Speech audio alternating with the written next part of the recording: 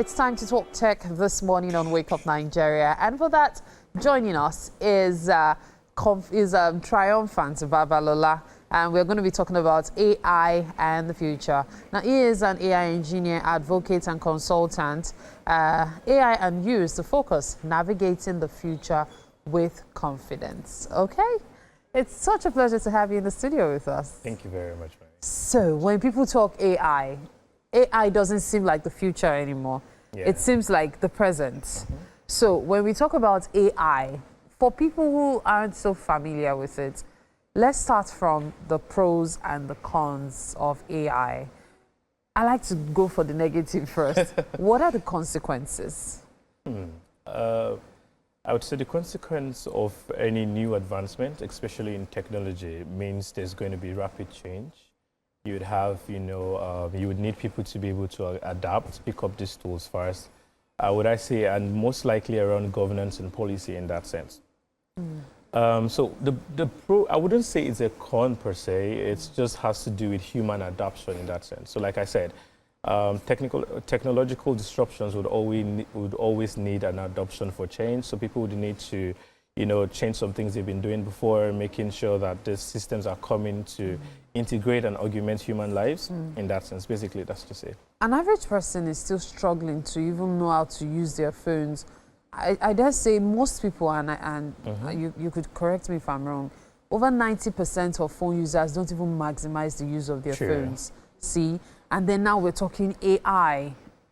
Let's talk about the pros. What advantages does it have, especially for people like that? Okay, so before I go to your question, right, the bedrock of every adoption rather in this sense, is knowledge, right? Yeah. So the reason why people cannot maximize or wouldn't maximize things to the fullest, especially technology, and in this present case AI, is because there's no proper knowledge on what it can do, what it shouldn't be able to do, and what it can do right now, right? So based on the pros, AI right now can automate your tasks. If you don't want to be in the studio this morning, you could send an AI to, come in and do it for you, digitally anyway, in that sense.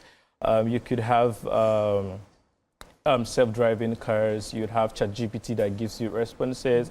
Basically, it streamlines your tasks and makes sure that you are saving time in that extent. So there are a lot of pros depending on the industry you work with. So take construction, for example.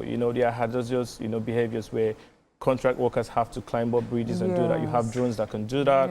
You have drones that can keep track of power grid issues where you don't need a human to go physically there to have some damages that happens to those humans. And that brings me to the human angle. Because when people talk AI, there's this fear of the loss of jobs. There's this fear that AI is going to, let me use that drastic word, right? Take over the world. And then even replace humans. Yeah. But then the human angle makes you feel like, okay, yes, you've got AI, but there has to be someone powering the AI as well.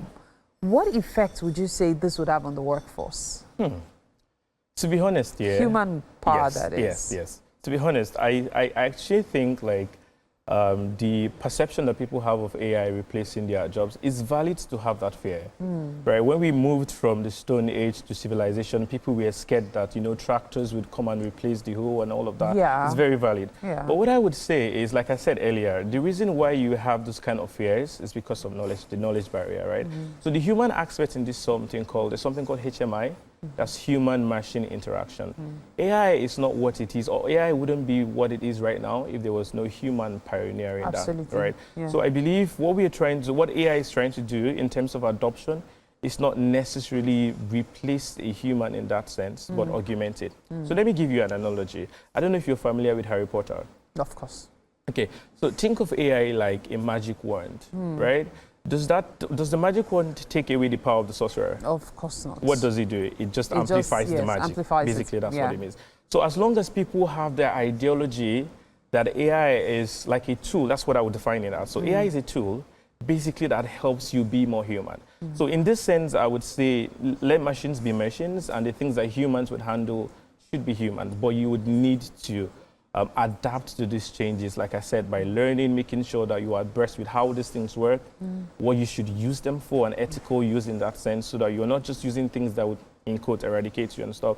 Then you also have the role of publicity. So I know growing up, I saw a lot of movies where, like you said, AI was going to take over the world. Exactly, Matrix, and stuff like that. Yeah. But these things don't just wake up one day and decide to do stuff, right? So I think it's actually a propaganda, but let's not go into that. That's what I think it is. Having been behind the systems, I can tell you that that's not how it works, right? So I don't want to go too technical, but there are some certain laws and rules, especially in privacy and governance, that would always protect the human standing in this point. So I could think of Asimov's law. That's how that guides robotics. So the first law, you must obey your order. The second law states something like you can't harm a human, right, while obeying the first law. Then the third law is something around protect your existence. But look at it like a loop.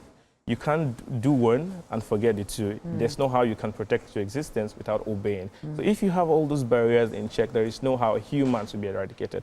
So the truth is, just learn what this thing does, actually. You would find out that these systems are here to augment you, not replace you. I love cartoons, you see. Okay. And so cartoons, they have a lot of imagination working and a lot. And then cartoons make you realize that there could be that evil-minded person that decides to create machines that will do, in quotes, evil. Okay. Is that possible?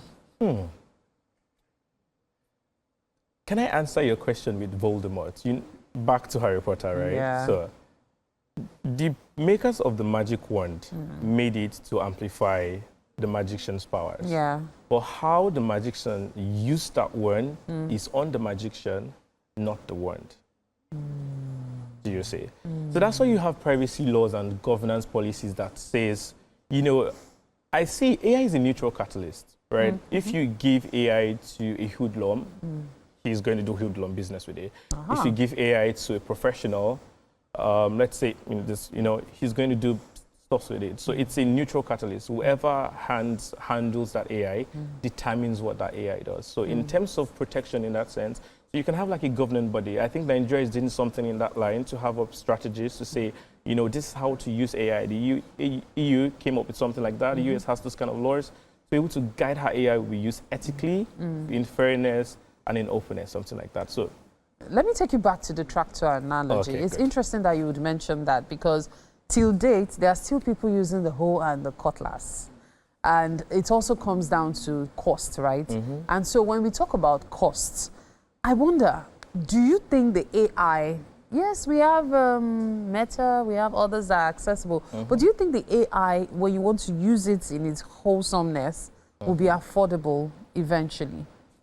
The future of that is in terms of infrastructure to make sure that the more we progress over the years, the cost to actually run an AI model, it's reducing drastically. So when, I'm sure you heard of, ChatGPT, DeepSeek. So when DeepSeek came on board, they were like, it cost them around $5 million to do something. This is something that OpenAI had spent more, let's say times 10, times 20 to be able to achieve. But you do notice that over the years, those significant cost reduction happens because now we are not just, experimenting into a black box. We understand how things work, and now we can now optimize those processes. So it's like you as a human have learned how to not do some certain things. So it wouldn't cost you now that you know how to go the right way. So I'm making reference to this because tractors are even way more expensive now. And so is that going to be the same thing? Because I know there are some AI machinery, so of course it would also influence the cost. It will remain constantly like that. But the AI that will be affordable will be probably things like prompts and all, right? Would that be it? Not necessarily. So this is what I mean. If you look at the whole AI game, you have the big players, you have people at the middle end. Most of the people around our particular continent is focused around the consumption level, right? So if you go in more building from the scratch, you will have to invest in those things. That's just what it is. You can't take it away. But if you look at the cost to reward ratio, you know that from what you're doing, you're getting more rewards. So Absolutely. You're saving time, you're making sure things are done faster, things are done better. Farmers using tractors know that. I mean, for yes, a fact. exactly. But some people wouldn't want to do that because cost in that sense. Yeah.